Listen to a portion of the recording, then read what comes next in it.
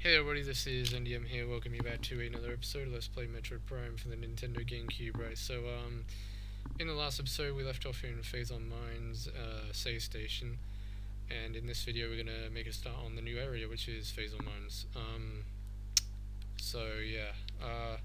As you can tell probably straight away from listening to my voice in the video here, I'm using a headset, the headset I was using previously in Wind Waker. I don't know, I just kind of like alternating between the built-in microphone and the freaking headset. But I was watching my Pokemon Blue videos and my Mega Man 5 videos, and I noticed in those videos that the built-in microphone sounds no, not the built-in microphone, the freaking headset sounds actually kind of decent. Like the quality and everything sounds decent. And also, if I record Metroid videos using the headset, it cancels out the button clicking that I'm doing on the controller, so it doesn't really pick up that sound as loud as the built-in microphone does for some reason.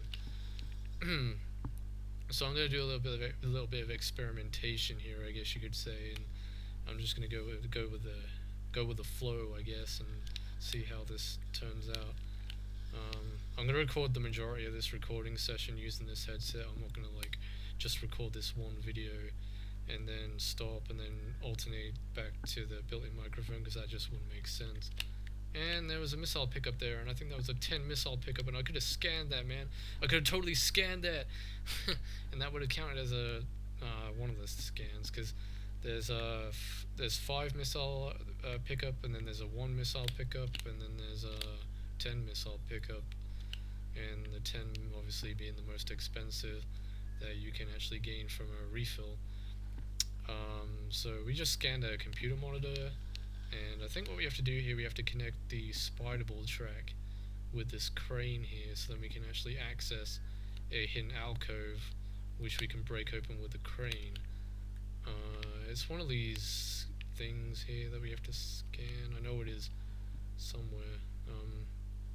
Hang on, let me try and rescan it, see if that... Oh, it's a power conduit. Right, that's it. Okay, so get your thermal visor out here, and it should be on the crane. Yes, it is. So just shoot that out with the with the wave beam, not with the thermal visor. You can't shoot with the thermal visor, dude. You can only shoot with the wave beam, the wavy wave beam. Right, so let's go ahead and scan this, and it should work this time because we got the power running. So crane controls are now active. What that's gonna do is gonna basically create a spider ball track for us to get to this thing here, which I just said, and it's going to reveal a missile expansion that we can pick up. The first of many in this area. There are actually quite a lot of missile expansions in this area, despite how small it is. I mean, this area is small and everything, but the way that the map in this place works is really weird and rather unique compared to all the other areas that we've previously been to. And you'll see that more once I get to the map station, because then I can show it in its fullest display. Because there's only one map station in this area, I think, and it's the only area besides the Frigate Orpheum, of course, in the game that has only one map station, I believe. Talon Overworld, I know, has at least another one somewhere, I think. Or maybe not, actually. Maybe Talon Overworld only has one. I don't know. Maybe it's just the bigger areas that have 2, like, freaking cameras. Oh yeah, you need to scan these because these are new ones. Unless I already scanned those. I might have already scanned them. Well, I definitely scanned them now, that's for sure. Right, so we'll go ahead and blast these out with a super missile.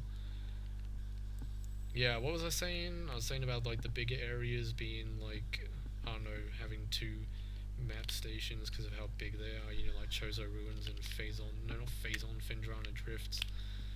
So we got Shadow Pirates in here. Easiest way to take these guys out is using the thermal visor, because you can easily pinpoint where they are. Yes, your invisibility can no longer be your advantage. Instead, it's more or less your disadvantage in this case.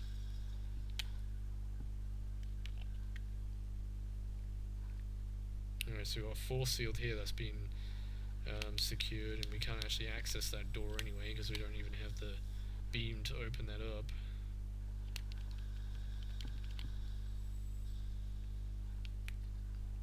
So yeah, when I actually upload these videos and I analyze them myself and I see like whether or not I want to keep using this headset, I'll go ahead and keep using it, but if I don't, then don't be surprised if I go back to the built-in microphone, because I don't have another headset to use. I mean, if I had another one spare that I could use, then of course I'd use that. Alright, so we've got a new kind of species of space pirate here, and these are the wave troopers. The troopers are color-coded, so basically the color-coded space pirate that you're fighting, you have to use the corresponding beam that works with the color of the space pirate. So in this case we have to use the wave beam to actually annihilate these bitches. And you can't use any other beam, like you can't use the ice beam to kill these, which is a shame, because then we can't use our ice beam technique or our ice beam cool strats to freaking kill these things. So that's a bummer. But there are ice troopers, so when you come across ice troopers you can use the strategy on those, because they're weak to ice. So all you gotta do is shoot them with the ice beam and then blast them out with a missile. But with the rest of them you can't do that, which really sucks. Apart from the power troopers, you can actually use super missiles on those, and that deals with them pretty quickly. But the reason why I don't want to use the super missile upgrade for the wave beam on those things is because the wave buster consumes so much missiles, it's just not even worth it. Especially if it's just one enemy or a group of enemies, it's just not worth it. Really, you only want to use wave buster on bosses that you can use it on, and don't even bother using it on anything else. Because wave buster doesn't work on every boss, as far as I'm aware. Right, so we got space pirate data in here, so we're going to go ahead and start doing some scanning. Except, I'm not going to read any of these in here. There is a facility later on in Phazon Mines that has a whole bunch of space pirate data in there, so I might go ahead and read some of those instead. But any dud ones we come across along the way here that are just like singular space pirate data and not surrounded by a whole bunch of other datas, then I'm just going to go ahead and skip reading those, just to make sufficient time for the recording. And we got more wave troopers! Alright, so let's party with these guys and blast them away with our wave beam. I think this is the first room where we encounter power troopers as well, so I can go ahead and demonstrate the super missile technique on those. Really, I think you only need to use one or two super missiles to annihilate those. I know the super missiles make quick work of them, but they're a pain in the ass when you get more than one in each room. Like when you come into a room and you've got like, I don't know, for example, let's say you come into a room and you have to fight a wave trooper, a power trooper, and an ice trooper. Can you imagine the hell you would have to go through in order to kill every single individual one of those? Because you have to alternate between your beams, which is a nuisance. It is a nuisance, and that does happen. You can get more than one different type of trooper in the same room, and it can be kind of problematic. And I can think of one example of a room that does that, and that's like halfway through the mines.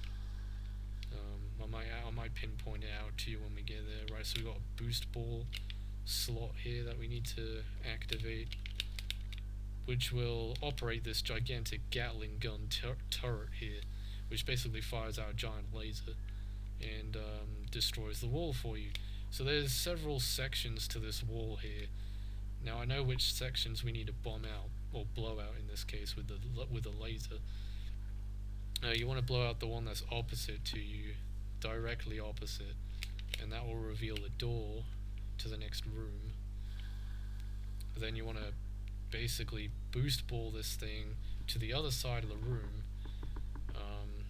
to the side of the room that we're facing, that we're boost balling on. We want to face the turret in that direction, so we're going to turn it around here, and we're going to go ahead and fire my lasers. Once we get out of the boost ball slot, we'll go ahead and scan it now, and that should reveal a missile expansion for us. A rather easy one too, but kind of tricky to miss if you, well, I mean, I mean, even if you're playing this for the first time, like you would want to sit here and blast that thing for hours, just destroying these sections of the walls. So I don't think you really need the special thing that you would normally need to use to find it, which I'm not going to go ahead and mention for spoilery purposes. Alright, so I'm going to go ahead and drop down here. I'm not even going to bother using the spider ball, because that's just going to take time. Normally I would do that to avoid taking too much damage. Alright, so I believe we got more, yeah, power troopers in here too.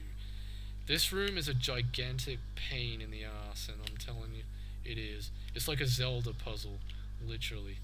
It just requires a lot of thinking and a lot of, like, precise placing of these spider ball tracks. You basically need to match the colors up with the ones on the top here, so you can see this one needs to connect to the blue railing, and then you look up further and you can see the red one connects to the red one, and then the yellow one connects to the yellow one, and yeah, so forth and so forth.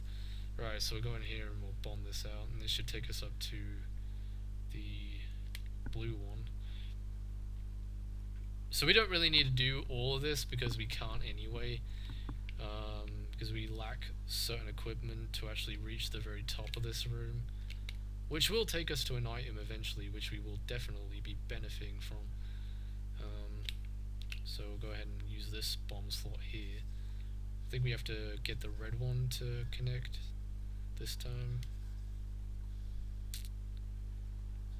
Yeah, so we're not going to see the full pain in the arsery of this room. Pain in the arsery. Yeah, we're not going to see that in this video. Crap, hang on a second. Alright, okay, we gotta go around here and connect the red one to the red railings, which I believe would be on this side, maybe? Or on the south side, perhaps? Oh, no, yeah, it is on the, it's gotta be on the south side. Okay, well, we'll go ahead and do that. Just takes one more bomb.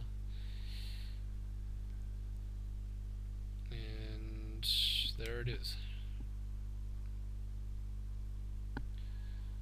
So this exit here should take us out to where we want to go to. There should be a door around here on this balcony. Yeah, there is. And it's a nice beam door, and I can hear pirates somewhere. Oh, it's a wave trooper. That's fine.